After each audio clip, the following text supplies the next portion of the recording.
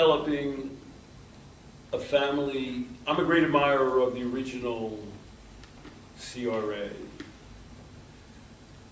And we're developing a family component for the life process group. And the guy who's doing it's a man named Zach Rhodes and me. And he works as a child developmental specialist with kids. And we just wrote a book called Outgrowing Addiction with Common Sense Instead of Disease Therapy. And I just got Robert Miner, I'm not making this up, this week to write a blurb for it. And in the book, we have a section about where craft doesn't work. Bob Mine's a pretty nice guy. He wrote me, I do anything I can to support you, Stanton. But there's this one section, you know, I think you got a few things wrong. And the difference we feel between what we do and craft does is this. And craft to me is very much like Al-Anon. Well, for one thing, craft, its bottom line in America is to get somebody into treatment. That's what they do.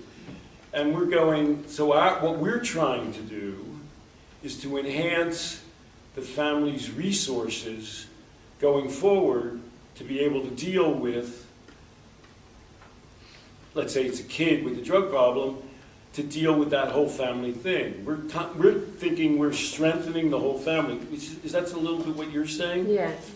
And that's not what Kraft describes its goal as. Their bottom line is getting people in treatment, and Al-Anon's the same. Protect yourself. It's not about helping the whole family. So I don't think, so we had a table, and we said, we think, environment is right. People can concentrate a bit more on things. Right. You know? I'm interested in what you talked about, and it's the note we haven't cracked of the addiction, but the taking the responsibility. You know, just because I'm an addict doesn't mean I'm stupid. You know, so when I tell you to fuck off, or I decide not to wash for 3 weeks, or decide to drive the car, you know, back in the day, it was the moral judgment was, it's his fault. And then at some point that all shifted. You know, you talked about that this morning, where then it was around the addiction that, they're helpless. They can't help themselves. What's your feeling on all of that? well, so in a way, maybe what you're challenging me in saying is the values approach a little bit like the old moral responsibility approach? That is a tricky one.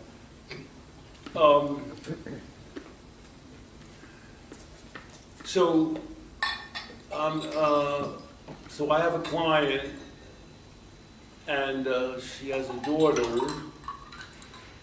and she's been in. She does pain pills, and she's been in and out of rehab a lot of times. Well-off families, they'll spend hundreds of thousands of dollars in the United States in going to these places. And this is before the woman talked with me. So at one point she says to her daughter, I'm going to let you go to a halfway house. You can come in, and this is a little bit of craft. You can come home anytime, you're not stoned, and talk. But I'll help you pay the rent on your own place for 2 months. And then say la vie. Now this is a way involved mother, you know what I mean? She's not a derelict mother. Yeah. And it does sound like tough love, but it was her judgment that her daughter, and this ended up being a happy story. The daughter just graduated with a nursing degree, and they're very close. But she had to make a choice at some point to say, and there's a little bit of craft in there, but you're going to have to live by yourself here. The girl was an adult. Yeah. And, you know, it sounds like tough love, but, you know, you're saying anytime you're trying to find help and you're doing what, you know, you're working or going to school, I'll help you. But if not, I can't, because, you know, it's just going to tear the rest of the family apart, which is a craft thing. So it does sound a little bit like the old values model, you know? You're going to have to be morally responsible for doing that. So that as a therapist, that's sort of a hard thing to do sometimes, to tell people, you know, you're going to make a choice. Yeah.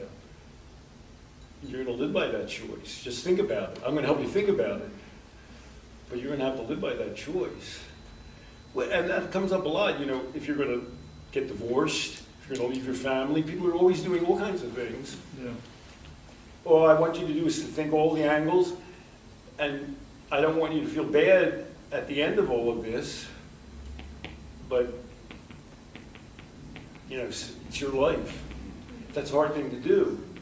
And parents sometimes have to learn to do that with children. And it's my belief that parents are less and less able to do that with their children in America. People don't do that.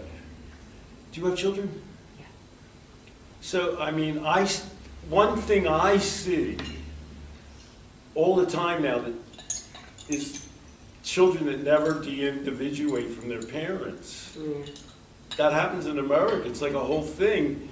People now move to the college communities where their kids go to college. Yeah. So you go, huh? People here just try and make them move away. Yeah. Close the door. By the way, when you come back, we'll have somebody else living in your room. What happened in America starts creeping over here, you know. Yeah. So people do that, and they're not able, you know, people who themselves have been through, sometimes people who've been through a lot of duress themselves, have almost you would think, these are people who must appreciate, who they've overcome a ton, they must really appreciate independence in their children, but they often have the craziest opposite reaction. Yeah, it's like trying to provide what they didn't get, yeah, and they overcompensate. So how do you, do you know what that's like? Do you have the thing I'm talking about? Have you seen Have you seen that kind of thing? Do you know what I'm speaking about? So, do you have you had to deal with that kind of a situation where the parents refuse to allow the child to be their own human being? The population I work with are all over 18.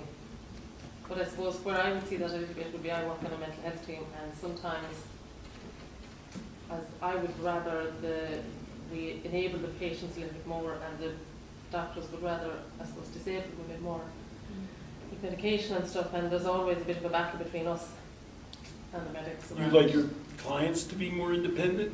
Yeah, I think we disable them a little bit sometimes. Is there a way, it's sort of like weaning your client kind of a thing. How do you help a client by making them more independent? And is there a contradiction in, well, I'm helping them, so how are they more independent if I'm helping them? How do you give help in a way that encourages the individual to be more independent?